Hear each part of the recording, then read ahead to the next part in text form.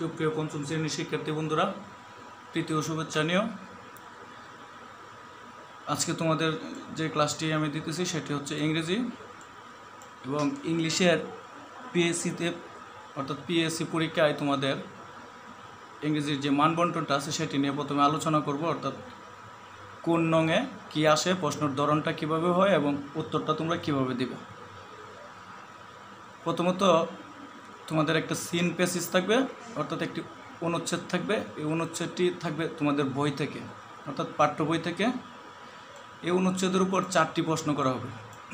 প্রশ্ন নাম্বার 1-এ থাকবে কলাম এ ও কলাম বি মিল করো, অথবা থাকবে শূন্যস্থান। যদি এবার এই প্রশ্নটির মান থাকবে 5, অর্থাৎ 5 নাম্বার থাকবে এই প্রশ্নটিতে। এটি তোমরা কিভাবে করবা, অর্থাৎ এ কলামে যে শব্দ দেওয়া থাকবে বি কলামে অনুরূপ একটি সেন্টেন্স দেওয়া থাকবে, অর্থাৎ এ কলামের শব্দটির মানে অর্থাৎ অর্থ যা হয় বি কলামের সেন্টেন্সটির অর্থ তাই হবে। এটির সাথে মিল করবা। আমরা এই প্রশ্নটি ভালোভাবে আনসার করতে হলে একটু কৌশলী হইতে হবে। অর্থাৎ এই প্রশ্নটি আনসার করতে হলে আমাদের টোটালটার বাংলা অর্থ জানতে হবে, অর্থাৎ এই সেন্টেন্সটার এই পাশের সেন্টেন্সটার অর্থ জানতে হবে, এই পাশের শব্দগুলোরও অর্থ জানতে হবে, তাহলে মিলাইতে পারবো। যদি আমরা পরিপূর্ণ অর্থ না বুঝি তাহলে কি করব, তাহলে একটু কৌশলের আশ্রয় নেব, অর্থাৎ কৌশল অবলম্বন করব। সেটা হচ্ছে কিভাবে, দেখো, ধরো এখানে দেওয়া আছে লিসেন। আমরা খুঁজে নেব যে লিসেনের কাছাকাছি কোনো শব্দ। লিসেন অর্থ আমরা জানি যে শোনা বা মনোযোগ দেওয়া। আমরা দেখি এখানে এরকম কোনো শব্দ পাই কিনা। The state of beings safe from danger for harm, পাইছি না। To hear with attention, to hear with attention অর্থাৎ মনোযোগ দিয়ে শোনা, to hear with attention. Attention মানে মনোযোগ, তাহলে আর লিসেন মানে মনোযোগ। তাহলে আমরা এই অল্প একটু শব্দ যদি মিলে যায়, মনে করবো এই লাইনটাই হয়ে যাবে, এবং বেশিরভাগ ক্ষেত্রে এইভাবে মিলে যাবে। তাহলে এখানে পুরো সেন্টেন্সের লাইনটা আমরা জানি না, মনে করো টু হেয়ার উইথ অ্যাটেনশন, পুরো লাইনটা আমরা জানি না, কিন্তু এখানে অ্যাটেনশন একটা শব্দ পাইলাম যার অর্থ হইতে পারে অর্থ মনোযোগ, আর লিসেন এটাও মনোযোগ। তাহলে এটাই মিলিয়ে দিবা। যেমন এখানে দেওয়া আছে সেফটি। এবার আসো সেফটির সাথে আমরা মিল করি। সেফটি অর্থ নিরাপত্তা আছে, তাহলে এখানে কী হবে, two state of being safe from danger of harm or harm, অর্থাৎ বিপদ থেকে বা ক্ষতিগ্রস্ত হওয়া থেকে নিরাপদ থাকা আছে। তাহলে আমরা পুরো অর্থটা আমরা বলতে পারলাম না, মনে করুন। তাহলে এখানে দেখো একটি শব্দের অর্থ অন্তত আমরা বুঝি যে এখানে আছে সেফ, আর এখানে সেফটি। তাহলে এই অল্প অল্প মিল খুঁজে বের করার চেষ্টা করবো। অল্প অল্প যেখানে মিলে যাবে সেটাই হয়ে যাবে। এভাবে আমরা এ কলাম বি কলামটা সুন্দরভাবে মিলিয়ে নিতে পারবো। যেমন টিচিং, অর্থাৎ শিক্ষকতা করা। দেখো এখানে দেওয়া আছে the profession of a teacher. আমরা অর্থাৎ শিক্ষকের পেশা, তো শিক্ষকের পেশা হইলো টিচিং, টিচ দেওয়া। তো আমরা এই পুরোটা অর্থ আমরা বুঝতে পারলাম না, কিন্তু এটা বুঝতে পারলাম যে টিচিং কারা দেয়, টিচাররা। এখানে দেওয়া আছে টিচার। এইভাবে আমরা অল্প অল্প মিল খুঁজে বের করব। অল্প অল্প মিল খুঁজে বের করলেই তোমাদের এই নংটি মিলে যাবে। এতে সংশয়ের কোনো কারণ নাই। যদি এই নঙে অর্থাৎ এ কলাম বি কলাম না দিয়ে অনেক সময় শূন্যস্থান দেয়, এই শূন্যস্থানটি দিলেও সহজই হয়, কারণ হচ্ছে এই শূন্যস্থানটি থাকবে এই যে অনুচ্ছেদটি দেওয়া থাকে, এই অনুচ্ছেদটির উপরে ভিত্তি করে থাকবে। অর্থাৎ অনুচ্ছেদের লাইনগুলো থেকে এই শূন্যস্থান দেওয়া হয়। অনেক সময় লাইনের মধ্যে হুবহু এই শব্দগুলো পাওয়া যায়, এই লাইনগুলো অনুচ্ছেদের মধ্যে এই সেন্টেন্সগুলো হুবহু পাওয়া যায়, তাহলে এই শব্দটিও পাওয়া যায়। এবং আরও সহজ হচ্ছে এই শব্দ, এখানে যে শব্দটি বসবে সেটি উপরে দেওয়া থাকে।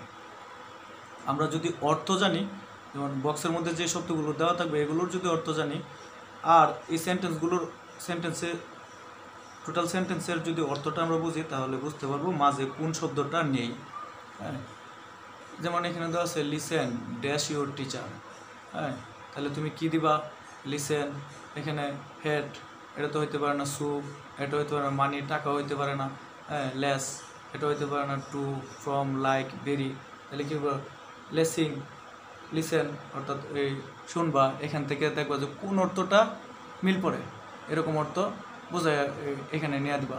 কারণ এখানে দিচ্ছে এভরি ওয়ান ওয়াজ, পরে ড্যাশ এফ্রিড, অর্থাৎ প্রত্যেকেই ছিল ড্যাশ ভীত, প্রত্যেকে ভীত ছিল। তাহলে এখানে কি বসবে, প্রত্যেকে ছিল ভীত।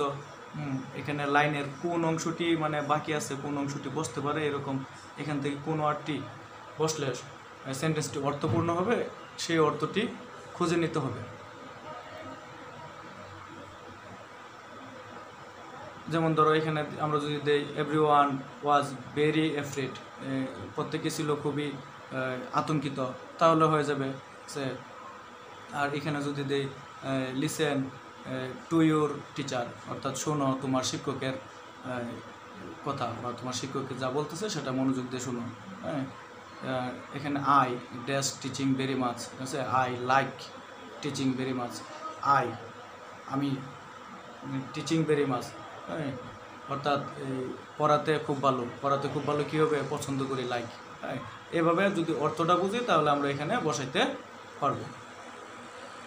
তারপরে আসো 2 নংয়ে এই প্যাসেজটির উপর ভিত্তি করে, এই 2 নংয়ে এই প্যাসেজটির উপর, অর্থাৎ এই প্যাসেজটি ছিল রাজু ইজ ফায়ার ফাইটার, এই অধ্যায়টি থেকে, অর্থাৎ রাজু লং টাইম এগো when Raju was in class 5, তোমরা এই প্যাসেজটি সবাই পড়েছো, এই অধ্যায় লেসনটিও পড়েছো, রাজু সম্পর্কে পড়েছো।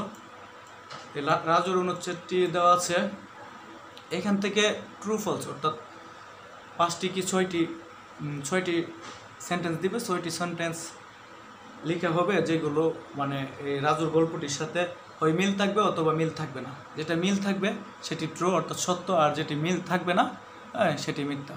যেমন Raju is a fire fighter, তাহলে তুমি গল্পে জানো যে রাজু ফায়ার ফাইটার, দমকল কর্মী, তাহলে এটি ট্রু। যদি দেওয়া যে রাজু ইজ এ ইঞ্জিনিয়ার, তাহলে তুমি জানো যে রাজু ইঞ্জিনিয়ার নয়, সুতরাং দিয়ে দিবা ফলস। তো এর জন্য তোমার অর্থগুলো জানতে হবে, অর্থাৎ এটা যেহেতু সিন এবং বইয়ের সম্পূর্ণ অর্থ সহকারে টোটাল বইটা পড়তে হবে, অনুবাদ টোটাল বইয়ের ইংরেজিটার প্রত্যেকটি লাইনের ইংরেজির অনুবাদ ভালোভাবে জানতে হবে বাংলায়। তাহলে এই সিনের এখানে যেভাবে ট্রু ফলসের প্রশ্নগুলো করুক না কেন আমাদের বুঝতে সুবিধা হবে। অনেক সময় কোনো শব্দের সমার্থক শব্দ অর্থাৎ সিনোনিম দেওয়া থাকে, সেই ক্ষেত্রে আমাদের বুঝতে একটু কষ্ট হবে। তাই বেশি বেশি আমরা বইয়ের যে শব্দগুলো দেওয়া আছে এগুলোর তো মিনিংস অর্থাৎ অর্থ তো শিখবই, পাশাপাশি সিনোনিম একটি দুটি করে সিনোনিম অর্থাৎ সমার্থক শব্দ শিখব, যেটা গভর্নমেন্ট বয়েজ স্কুলে বা গভর্নমেন্ট এসবি স্কুলে ভর্তি পরীক্ষার জন্য গুরুত্বপূর্ণ। তারপর 3 নংয়ে থাকবে 6টি প্রশ্ন থাকবে, 6টি প্রশ্নের উত্তর দেবা, যেখানে 12 নম্বর থাকবে, অর্থাৎ 6টি বা 5টি প্রশ্ন থাকবে, প্রশ্নগুলোর উত্তর দেওয়া, প্রশ্নগুলো করা হবে এই গল্পটি সম্পর্কে, প্রশ্নগুলো করা হবে। যেমন প্রশ্ন করলো হু ইজ ফায়ার ফাইটার, তুমি উত্তর দিলা Raju is a fire fighter, এরকম। তারপর 4 নংয়ে এই গল্পটির সাথে মিল রেখে একটি কম্পোজিশন অর্থাৎ শর্ট কম্পোজিশন লিখতে বলা হবে, যেটি 5 বাক্যে লিখবা তোমরা। এটিতে মনে রাখার বিষয় হচ্ছে অবশ্যই যেখানে যেখানে ক্যাপিটাল লেটার হবে সেখানে অর্থাৎ বড় হাতের অক্ষর হবে, সেখানে বড় হাতের অক্ষর ব্যবহার করবা, পাংচুয়েশন মার্ক অর্থাৎ কমা, ছেদ বা জ্যোতি চিহ্ন অর্থাৎ দাড়ি কমা যেন ঠিক থাকে, অ্যান্ড কারেক্ট স্পেলিং অর্থাৎ শব্দের বানান যেন সঠিক হয়। তো এখানে শর্ট কম্পোজিশন শেখার জন্য তোমাদের যা করতে হবে, প্রত্যেকটি ইউনিট থেকে মিনিমাম 2টি করে শর্ট কম্পোজিশন শিখে রাখবা। এখানে লক্ষণীয় যে শর্ট কম্পোজিশনগুলো শেখার সময় অবশ্যই বাংলা অর্থ সহকারে শিখবা, কখনো ভালোভাবে মুখস্থ করবা না, মুখস্থ না করে বাংলা অর্থ সহকারে গল্পটা মনে রাখবা, তাহলে তোমরা বানায় লিখে ফেলতে পারবা। মুখস্থ করে এতগুলো মুখস্থ মনে রাখা যাবে না।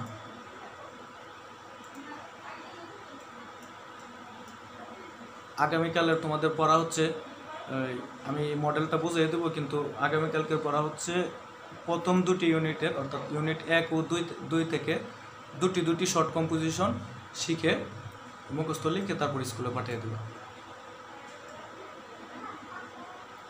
এবার আসো 4 নং শেষ হয়েছে, 4 নং পর্যন্ত থাকে প্রথম অনুচ্ছেদ থেকে অর্থাৎ প্রথম পেসেজ থেকে, যেটা সিন অর্থাৎ তোমাদের পরিচিত মানে মেন বই থেকে দেওয়া হয়। তারপর 5 নংয়ের আগে আরেকটা পেসেজ দেওয়া হয় অর্থাৎ অনুচ্ছেদ দেওয়া হয়, সেটি হচ্ছে আনসিন অর্থাৎ অপরিচিত থাকে। যে কোনো একটা গল্প, ইংরেজি গল্প, যেমন এখানে শেখ সাদির গল্প দিছে, তোমরা জানো যে ট্রাস্টিকু অর্থাৎ তৃষ্ণার্ত কাকের গল্প আছে, শিয়াল এবং কচ্ছপের গল্প আছে, কচ্ছপ এবং খরগোশের গল্প আছে, শিয়াল এবং সিংহের গল্প আছে, এরকম যে কোনো একটি গল্প, সিংহ এবং ইঁদুরের গল্প আছে, এরকম যে কোনো একটি গল্প দিবে। এই গল্পটা থেকে আবার 4টি নং দেওয়া থাকবে। হ্যাঁ, গল্প থেকে প্রথম যে নংটি থাকবে সেটি 5 নং হয়ে যাবে। অর্থাৎ আগের যেহেতু 4টি নং গেছে, 5 নংয়ের মধ্যে থাকবে শূন্যস্থান। এটিও ওই যে 1 নংয়ের যে শূন্যস্থানটা থাকার কথা সেম হুবহু তোমার অর্থ বুঝে বসাতে হবে। তারপর পরবর্তী নংটাতে ছিল সিনের মধ্যে ট্রু ফলস, এটাও ঠিক সেম ট্রু ফলস থাকবে, যেটি এই গল্পটির ভিতরে অর্থাৎ আনসিন গল্পটির উপর ভিত্তি করে এই ট্রু ফলস থাকবে। অর্থাৎ তুমি সেন্টেন্সটি সত্য না মিথ্যা শুধু লিখে দিবা, তাইলে হয়ে যাবে। হ্যাঁ, নংটা লিখে ট্রু অর ফলস লিখে দিলে হয়ে যাবে, সঠিক আনসার লিখতে হবে না। যেটি ফলস হবে সেটির সঠিক আনসার লেখার দরকার নাই। তারপর এখানে 3 নংয়ে ছিল প্রশ্ন, এখানেও 3 নংয়ের জায়গায় আছে 7 নং, এখানেও প্রশ্ন উত্তর। হ্যাঁ, 5টা প্রশ্ন থাকবে, সেগুলোর উত্তর দিতে হবে। যেমন হু ওয়াজ শেখ সাদি কে? হ্যাঁ, শেখ সাদি কী ছিল? Great poet. হ্যাঁ, Sheikh Saadi was a great poet in Iran, অর্থাৎ শেখ সাদি ছিল ইরানের একজন মহৎ কবি। তাহলে দেখো এখানে যে 5 নংয়ের যে প্রশ্নটা করা হয়েছে, প্রশ্নটার উত্তর প্রথম লাইনে আছে। তদ্রূপ এখানের প্রত্যেকটি প্রশ্নের উত্তরেই তুমি এই প্যাসেজটির মধ্যে পাবা, কিন্তু তার আগে কথা হচ্ছে তোমার প্রশ্নটি বুঝতে হবে। এখানে প্রশ্নটি কি বলছে সেটি বাংলায় বুঝতে হবে। এই জন্য প্রচুর আনসিন গল্প, আনসিন মডেল প্রচুর পড়তে হবে। তোমরা যে গাইড বা মডেল টেস্ট কিনছো সেখান থেকে প্রচুর চর্চা করবা। একাধিক হইলে অনেকগুলো গাইড বা মডেল টেস্ট চর্চা করলে অনেক বেশি ভালো হয়। তারপর 5 নংয়ে দেখো লেখা আছে সাপোজ, অর্থাৎ মনে করো ইউ আর সুমি, তুমি সুমি। অর্থাৎ 5 নংয়ে একটি লেটার লিখতে বলা হবে, সে তুমি এই লেটারটি লিখবা। লেটারটি লিখতে গিয়ে অবশ্যই মনে রাখবা রিমেম্বার টু, অর্থাৎ তুমি মনে রাখবা ইনক্লুড, এটার মধ্যে অন্তর্ভুক্ত থাকতে হবে। হ্যাঁ, ইউর লেটার, অর্থাৎ তোমার এই চিঠিটির মধ্যে অন্তর্ভুক্ত থাকতে হবে ডেট। তো সর্বপ্রথমে তুমি তারিখটি দিবা, কোন তারিখে তুমি চিঠিটি লিখতেছো। তারপরে অ্যাড্রেস, তোমার ঠিকানা দিবা। তারপর স্যালুটেশন, অর্থাৎ তুমি যে সম্বোধন লিখবা, যেমন ডিয়ার ফাইজা বা ডিয়ার রহিম, এরকম। হ্যাঁ, তুমি যে সম্বোধনটা করবা এটা হচ্ছে স্যালুটেশন। তারপর মেইন পয়েন্ট, অর্থাৎ চিঠির মূল যে বক্তব্যটা সেটি হচ্ছে মেইন পয়েন্ট। তারপর ক্লোজিং, যেমন আমরা লিখি বাংলায়, যেমন আমরা লিখি ইতি তোমার ফ্রেন্ড, তো এখানে ইংরেজিতে লিখবা যে হ্যাঁ ইউর ফ্রেন্ডস ইমুক, ইউর ফ্রেন্ড ওয়াই, এরকম। এটা হচ্ছে আমরা যখন লাস্টে লিখি ইউর ফ্রেন্ড ফাইজা, তখন এটা হচ্ছে কি বা ইউর ফ্রেন্ড ইতি। হ্যাঁ, এটি হচ্ছে কি ক্লোজিং। তারপর 9 নংয়ে থাকবে WS কোয়েশ্চেন। হ্যাঁ, এই WS কোয়েশ্চেন আমি 3টি ক্লাস দিয়েছি, তোমরা 9 নংয়ে পাবা WS কোয়েশ্চেন। তারপর 10 নংয়ে থাকবে একটি ইনস্ট্রাকশন, অর্থাৎ একটি নির্দেশনা থাকবে। হ্যাঁ, নির্দেশনাটি 5টি বাক্যে দেওয়া থাকবে, অর্থাৎ 5টি সেন্টেন্সে একটি নির্দেশনা দেওয়া থাকবে। এই নির্দেশনাটির উপর ভিত্তি করে 3টি প্রশ্ন করা হবে। তো এই 3টি প্রশ্নের উত্তর এই নির্দেশনা থেকে আমরা দিয়ে দেবো। প্রথম প্রশ্নের উত্তরটি খুবই সিম্পল, এক কথায় দিয়ে দেবা, ঠিক আছে। তারপর দ্বিতীয় প্রশ্নটির উত্তরটি একটু বড়, 1 লাইন বা 2 লাইনে দিয়ে দেবা। তৃতীয় প্রশ্নটির উত্তর অনেক সময়, বেশিরভাগ সময় 3টি সেন্টেন্সে লিখতে বলবে, তোমরা 3টি সেন্টেন্সে লিখবা এবং এই উত্তরগুলো এই 5টি সেন্টেন্সের মধ্যেই আছে, সেখান থেকে নেবা।